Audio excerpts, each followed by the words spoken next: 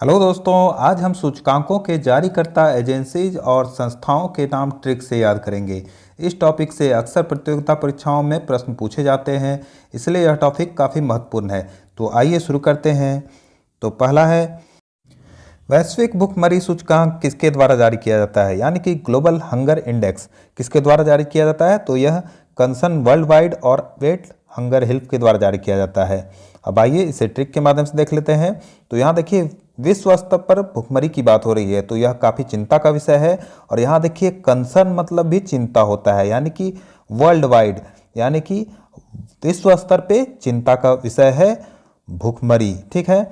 और यहाँ देखिए, हंगर है, हंगर मतलब भी भूखा होना होता है। और कई लोग भोजन का वेट करते करते, इसे वेल्ट को हम लोग वेट से रिलेट कर लेंगे, वेट करते करते मर जाते हैं, ठीक है। इस तरह से रिलेट करेंगे तो याद आ जाएगा वैश्विक भुखमरी सूचकांक, यानी कि global hunger index, concern world wide जो कि आयरलैंड की संस्था है, और वेल्ट हंगर हेल्प जो कि जर्मनी की संस्था है। इन दोनों के द्वारा संयुक्त रूप से इसे जारी किया जाता है।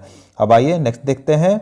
नेक्स्ट है, अक्षय ऊर्जा देश आकर्षण सूचकांक किसके द्वारा जारी किया जाता है, यानी कि renewable energy country attractiveness index किसके द्वारा जारी किया जाता है।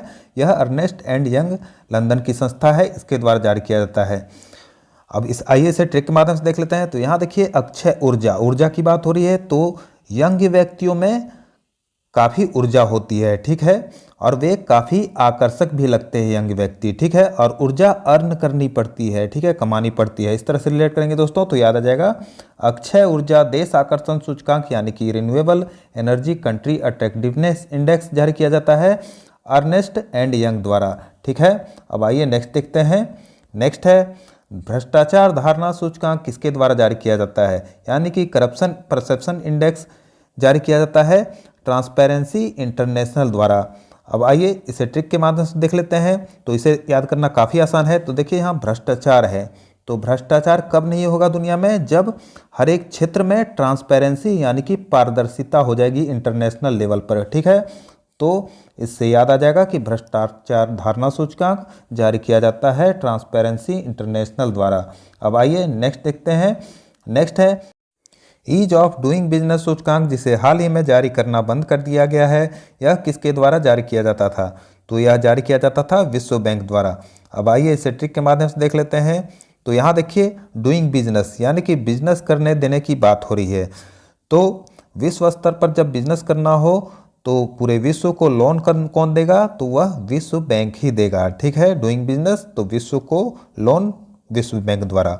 तो इससे याद आ जाएगा कि ईज ऑफ डूइंग बिजनेस जारी किया जाता था विश्व बैंक द्वारा। और इसमें अंतिम रिपोर्ट में जो है भारत का स्थान क्या था, तो वो था 63वां। और इसे कैसे ट्रिक से याद कराया था मैंने, तो यहाँ देखिए, 36 का आंकड़ा बिजनेस में नहीं चलेगा, 63 का आंकड़ा चलेगा। 36 को उल्टा कर दें तो 63 हो जाएगा, ठीक है दोस्तों। इस तरह से रिलेट करेंगे। तो आप आइए नेक्स्ट देखते हैं। नेक्स्ट है, वैश्विक प्रतिस्पर्धा सूचकांक किसके द्वारा जारी किया जाता है, यानी कि वर्ल्ड कॉम्पिटिटिवनेस इंडेक्स किसके द्वारा जारी किया जाता है। तो यह जारी किया जाता है विश्व आर्थिक मंच द्वारा, यानी कि वर्ल्ड इकोनॉमिक फोरम द्वारा जारी किया जाता है। अब आइए इसे ट्रिक के माध्यम से देख लेते हैं। तो यहाँ देखिए, विश्व स्तर पर प्रतिस्पर्धा यानी कि कंपटीशन की बात हो रही है।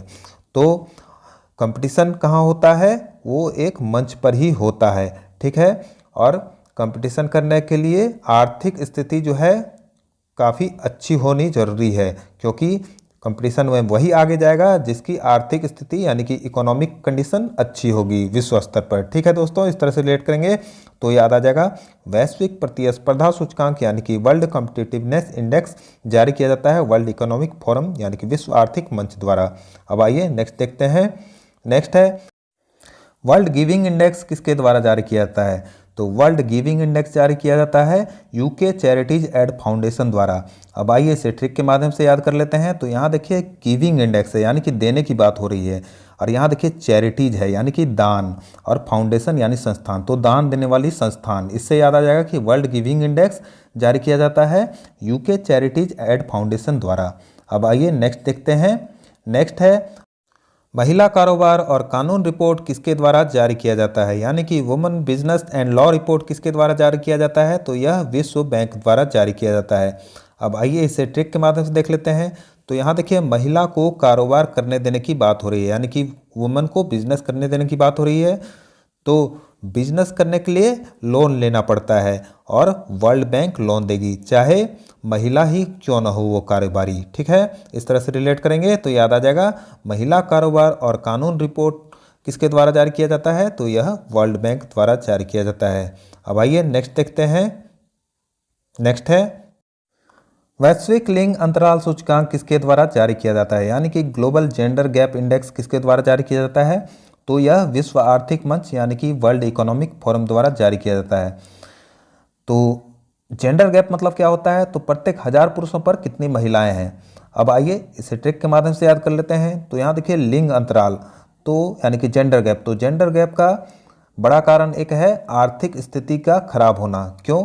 क्योंकि आर्थिक स्थिति अच्छी ना होने के कारण गरीब लोग बेटियों को जन्म नहीं लेने देना चाहते हैं। आर्थिक स्थिति अच्छी नहीं होने के कारण गरीब लोग शिक्षा भी नहीं ले पाते हैं, क्योंकि वे मजदूरी करें या शिक्षा लें, इसलिए वे अशिक्षित भी रह जाते हैं। और अशिक्षित होने के कारण ही बेटियों और बेटों में फर्क करते हैं। इसलिए जेंडर गैप यानी लैंगिक असमानता में आर्थिक स्थिति का अच्छा होना यानी कि इकोनॉमिक कंडीशन होना अच्छा होना जरूरी होता है। ठीक है दोस्तों, इस तरह से रिलेट करेंगे तो याद आ जाएगा वैश्विक लिंग अंतराल सूचकांक यानी कि ग्लोबल जेंडर गैप इंडेक्स जारी किया जाता है विश्व आर्थिक मंच वर्ल्ड इकोनॉमिक फोरम द्वारा। अब आइए नेक्स्ट देखते हैं। नेक्स्ट है जलवायु परिवर्तन प्रदर्शन सूचकांक किसके द्वारा जारी किया जाता है, यानी कि क्लाइमेट चेंज परफॉर्मेंस इंडेक्स किसके द्वारा जारी किया जाता है, तो यह जर्मन वॉच के द्वारा जारी किया जाता है। यह न्यू क्लाइमेट इंस्टीट्यूट और क्लाइमेट एक्शन नेटवर्क के साथ मिलकर जारी करता है। अब आइए इसे ट्रिक के माध्यम से देख लेते हैं। तो देखिए क्लाइमेट चेंज यानी कि जलवायु परिवर्तन, यह वॉच करते करते हम लोगों का मन जो है जल रहा है। ठीक है, मन जल रहा है, इस तरह से रिलेट करेंगे। और देखिए यहाँ क्लाइमेट चेंज है, क्लाइमेट एक्शन, यहाँ क्लाइमेट चेंज, यहाँ क्लाइमेट एक्शन, तो क्लाइमेट चेंज होते देखकर एक्शन लेने वाला नेटवर्क। ठीक है, और यहाँ भी देखिए न्यू क्लाइमेट इंस्टीट्यूट, तो ऐसे इंस्टीट्यूट जो क्लाइमेट चेंज होते देखकर एक्शन ले। ठीक है, इस तरह से रिलेट करेंगे दोस्तों तो याद आ जाएगा जलवायु परिवर्तन प्रदर्शन सूचकांक यानी कि क्लाइमेट चेंज परफॉर्मेंस इंडेक्स जारी किया जाता है German watch, new climate institute और क्लाइमेट एक्शन नेटवर्क द्वारा संयुक्त रूप से। अब आइए नेक्स्ट देखते हैं।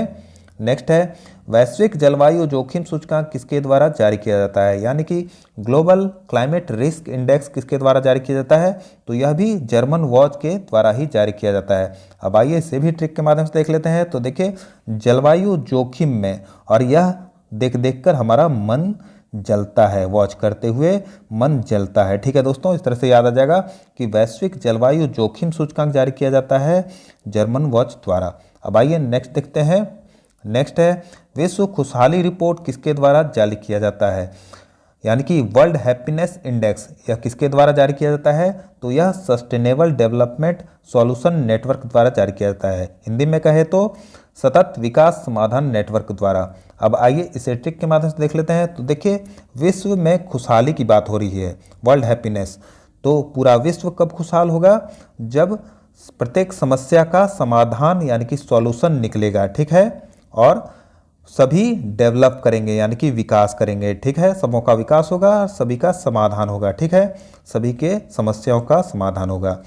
तो इस तरह से रिलेट करेंगे तो याद आ जाएगा विश्व खुशहाली रिपोर्ट यानी कि वर्ल्ड हैप्पीनेस इंडेक्स जारी किया जाता है सस्टेनेबल डेवलपमेंट सॉल्यूशन नेटवर्क द्वारा। अब आइए नेक्स्ट देखते हैं।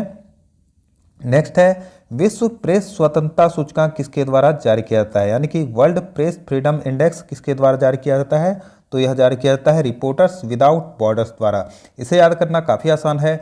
देखिए यहाँ प्रेस की स्वतंत्रता की बात हो रही है, तो प्रेस में ही रिपोर्टर्स होते हैं और उन्हें प्रेस में यदि स्वतंत्रता चाहिए तो उन्हें विदाउट बॉर्डर्स काम करना है, यानी कि कोई उन पर पाबंदी नहीं लगी होनी चाहिए। ठीक है दोस्तों, इस तरह से रिलेट करेंगे तो याद आ जाएगा विश्व प्रेस स्वतंत्रता सूचकांक यानी कि वर्ल्ड प्रेस फ्रीडम इंडेक्स जारी किया जाता है रिपोर्टर्स विदाउट बॉर्डर्स द्वारा। अब आइए नेक्स्ट देखते हैं। नेक्स्ट है वैश्विक शांति सूचकांक किसके द्वारा जारी किया जाता है, यानी कि ग्लोबल पीस इंडेक्स किसके द्वारा जारी किया जाता है, तो यह institute for economic and peace, यह एक ऑस्ट्रेलियाई थिंक टैंक है, इसके द्वारा जारी किया जाता है। अब आइए इसे ट्रिक के माध्यम से देख लेते हैं। तो यहाँ देखिए ग्लोबल पीस यानी कि वैश्विक शांति की बात हो रही है, और यहाँ भी देखिए पीस है यानी कि शांति, ठीक है।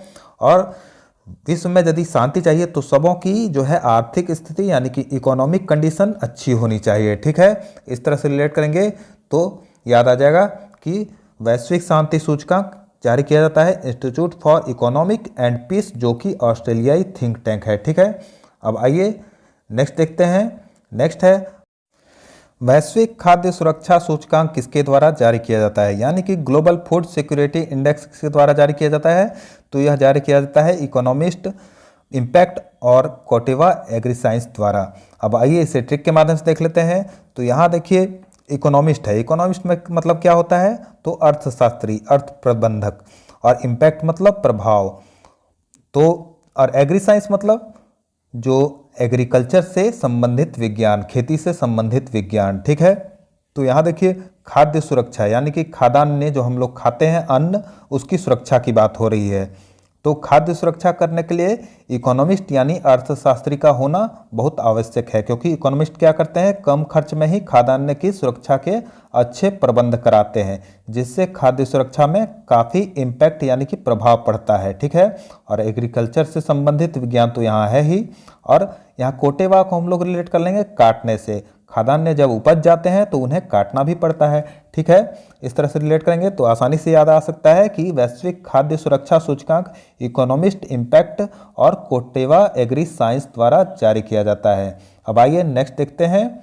नेक्स्ट है विश्व आर्थिक परिदृश्य रिपोर्ट किसके द्वारा जारी किया जाता है, यानी कि इसे याद रखें, इससे इकोनॉमिक आउटलुक रिपोर्ट किसके द्वारा जारी किया जाता है। तो यह जारी किया जाता है अंतर्राष्ट्रीय मुद्रा कोष द्वारा, यानी कि इंटरनेशनल मॉनेटरी फंड द्वारा जारी किया जाता है वर्ल्ड इकोनॉमिक आउटलुक रिपोर्ट।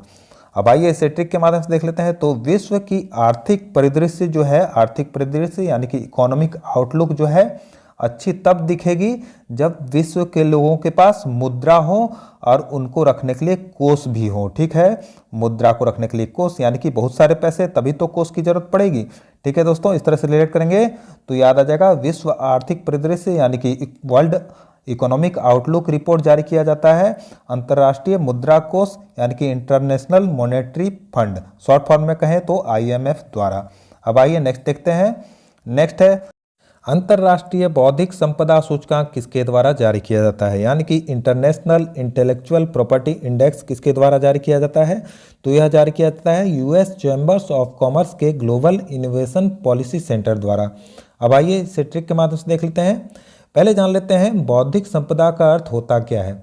तो बौद्धिक संपदा का अर्थ है किसी भी व्यक्ति या संस्था द्वारा सृजन किया गया यानी कि बनाया गया संगीत, साहित्यिक कृति हो गया, कला, खोज, प्रतीक, नाम, चित्र, डिजाइन, कॉपीराइट, ट्रेडमार्क, पेटेंट आदि को बौद्धिक संपदा कहते हैं, ठीक है। अब आइए इसे ट्रिक के माध्यम से देखते हैं। तो यहाँ देखिए इनोवेशन है, इनोवेशन मतलब भी क्या होता है, तो नई कृति जो होती है, ये नवाचार, नई खोज, वही उसे इनोवेशन कहते हैं।